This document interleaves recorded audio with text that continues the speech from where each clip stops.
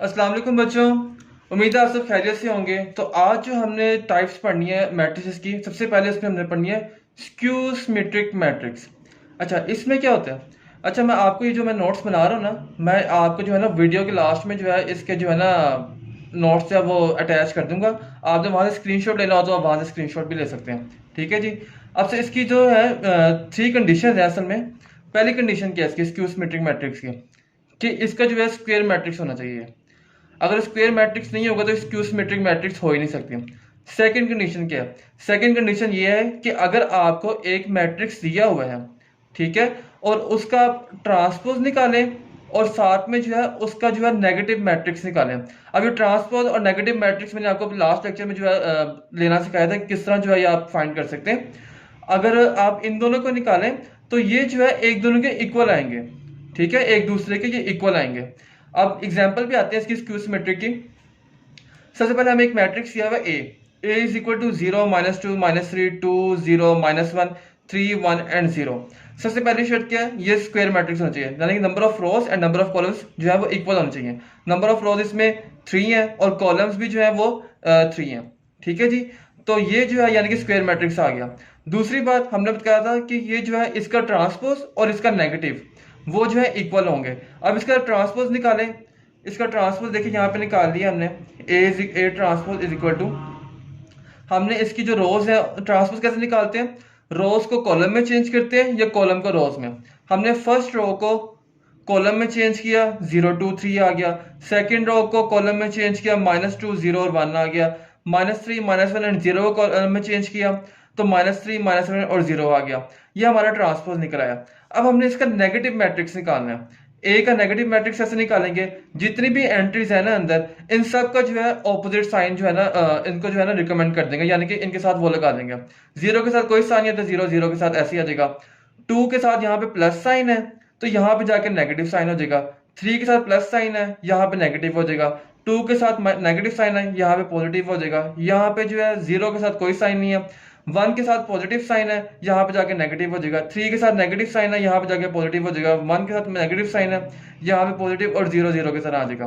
अब हमने देखना है कि ये जो ए ट्रांसपोज है और ए नेगेटिव जो हमने निकाला है, ये दोनों एक दूसरे के इक्वल है, यानी इन दोनों की जो वैल्यूज आई हुई है अंदर वो सेम आई है कि नहीं आई। अगर आएंगे आ गई है तो स्क्यू सिमेट्रिक मैट्रिक्स कहलाएगा ये। अब देखते हैं, 0 0 कितना आ गया, -2 -2 -3 -3। पहली रो तो हमारी इक्वल है। फिर उसके बाद 2 2 आ गया, 0 0 आ गया, -1 एंड -1। सेकंड रो भी इक्वल आ गई है। 3 3 1 1 और 0 0। अब यानी हमारा जो ए का ट्रांसपोज था और नेगेटिव ए था, ये दोनों एक दूसरे के इक्वल आ गए तो, और है भी स्क्वायर मैट्रिक्स, तो ये जो है हमारी स्क्यू सिमेट्रिक मैट्रिक्स कहलाएगी। नेक्स्ट पे आते हैं, ये है डायगोनल मैट्रिक्स। इसकी भी पहली कंडीशन क्या होती है? पहली कंडीशन इसकी यही होती है कि स्क्वायर मैट्रिक्स होनी चाहिए, यानी कि number of rose and number of column जो बराबर होनी चाहिए। दूसरी बात ये है कि जो डायगोनल एंट्रीज होती है ना, मैं आपको डायगोनल एंट्रीज के बारे में अभी बताता हूँ आगे एग्जांपल में। जो डायगोनल एंट्रीज होती हैं उसमें एटलीस्ट कोई एक एंट्री जो है ना वो जो है जीरो नहीं होनी चाहिए। बाकी एंट्रीज बेशक सारी जीरो हो जाए लेकिन एटलीस्ट वन एंट्री जो है वो जीरो नहीं होनी चाहिए। और जितनी भी नॉन डायगोनल एंट्रीज होंगी ना वो सारी हमेशा जीरो होंगी। नॉन डायगोनल एंट्रीज हमेशा जीरो होंगी, और जो डायगोनल एंट्री है ना उसमें से एटलीस्ट वन एंट्री जो है वो जीरो नहीं होनी चाहिए, बाकी जीरो हो सकती हैं। अब मैं आपको किसी एग्जांपल बताता हूँ, आपको समझ आ जाएगा आराम से। अब देखें, first example, a is equal to 1 0 0 0 2 0 0 0 3। अब देखिए डायगोनल एंट्रीज कौन सी होती है, पहले हमने ये देखना है। डायगोनल एंट्रीज जो होती है ना वो ये वाली होती हैं, यहां से शुरू करें और यहां पे खत्म करें। ये जो एंट्रीज है ना ये हमारी डायगोनल एंट्रीज हैं। ठीक है, जो सा मर्जी आ जाए, ये जो होती है मशर डायगोनल एंट्रीज होती हैं। अब इसमें जो है ना बाकी, अब देखिए इसमें at least one non zero entry है, इसमें तो सारी नॉन जीरो एंट्रीज हैं डायगोनल एंट्रीज में, तो पहली शर्त जो है हमारी कंप्लीट हो गई है। दूसरी शर्त क्या थी? जो नॉन डायगोनल एंट्रीज होंगी ना इनके अलावा जितनी भी एंट्रीज होंगी वो सारी नॉन डायगोनल होंगी। ये वाली तीनों और ये वाली तीनों ये नॉन डायगोनल एंट्रीज हैं, ये सारी जो है वो जीरो हैं। तो और स्क्वायर मैट्रिक्स भी है, तो इसका मतलब ये हमारी डायगोनल मैट्रिक्स है।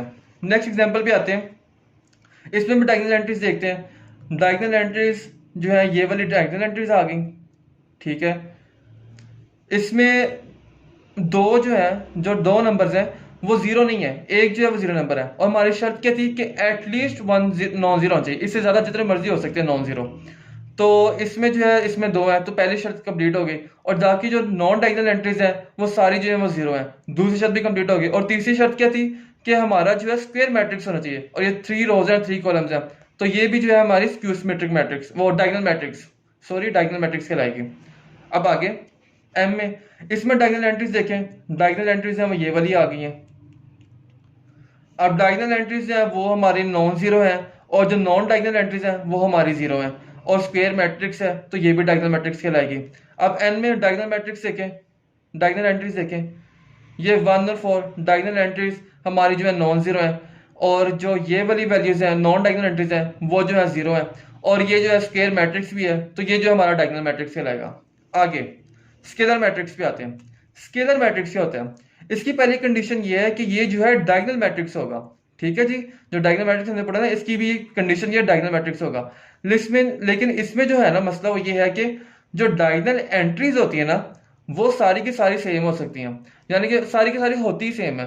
1 1 1 0 0 0 या 0 0 0 तो नहीं होगा क्योंकि वो फिर डायगोनल एंट्री नहीं बनेगी, लेकिन 1 1 1 2 2 2 3 3 3 जो उनसे भी जीरो को छोड़ के जितने भी नंबर्स है ना वो यहाँ जो डायगोनल एंट्रीज में होंगे वो सारे के सारे सेम होंगे। और जो नॉन डायगोनल एंट्रीज है ना वो सारी हमेशा नॉन जीरो होंगी, यानी कि वो हमेशा जीरो होंगी। ठीक है जी, जो नॉन डायगोनल एंट्रीज हैं वो जीरो होंगी, और बाकी जितनी भी डायगोनल एंट्रीज हैं वो जो है वो सारी सेम होंगी। अब यहाँ पे इसकी एग्जांपल देख लेते हैं। a is equal to 2 0 0 0 2 2 0 0 2। अब इसमें देखें ये डायगोनल एंट्रीज देखें, ये सारी सेम है 2 2 2, और नॉन डायगोनल एंट्रीज जो है वो 0 0 0 है। अगर यहाँ पे 2 1 और 2 होता ना तो ये स्केलर मैट्रिक्स ना होता। अब इसकी पहली कंडीशन ये थी कि ये जो है सारी सेम होनी चाहिए। इस तरह बी में आए, बी में 4 और 4 दी हुई है जो डायगोनल एंट्रीज की एंट्री है, तो अगर यहाँ पे 4 की जगह जो है 3 हो जाता तो ये खाली डायगोनल मैट्रिक्स होता, ये स्केलर मैट्रिक्स ना होता। लेकिन अब यहाँ पे दोनों सेम है तो ये जो है स्केलर मैट्रिक्स है। अब इसके आगे आइडेंटिटी मैट्रिक्स, इसका भी क्या सीन है? इसका भी ये होता है कि फर्स्ट कंडीशन जो है उसकी ये है कि ये जो है डायगोनल मैट्रिक्स होना चाहिए। ठीक है, डायगोनल मैट्रिक्स। तो सेकंड कंडीशन ये है कि डायगोनल एंट्रीज जितनी भी है ना वो सारी की सारी हमेशा 1 होगी। और हाँ, इसको जो है सबसे ज्यादा जो इंपॉर्टेंट है इसमें जो इसकी डिनोशन करते हैं वो हमेशा आई से करते हैं। आइडेंटिटी से आई जो है, जब भी आप आई देखें तो मोस्टली जो है ना वो आइडेंटिटी मैट्रिक्स ही होगा। अब देखिए यहाँ पे इसकी एग्जांपल देख लेते हैं। 1 0 0 0 1 0 0 0 1 डायगोनल एंट्रीज देखें इसकी 1 है, डायगोनल एंट्रीज 1 है, नॉन डायगोनल एंट्रीज जो है वो सारी 0 है, तो ये जो है आइडेंटिटी मैट्रिक्स कहलाएगा। इस तरह बी यहाँ पे 1 1 है और नॉन डायगोनल एंट्रीज है वो 0 है, तो ये भी जो है आइडेंटिटी मैट्रिक्स से हमेशा कहलाएगा।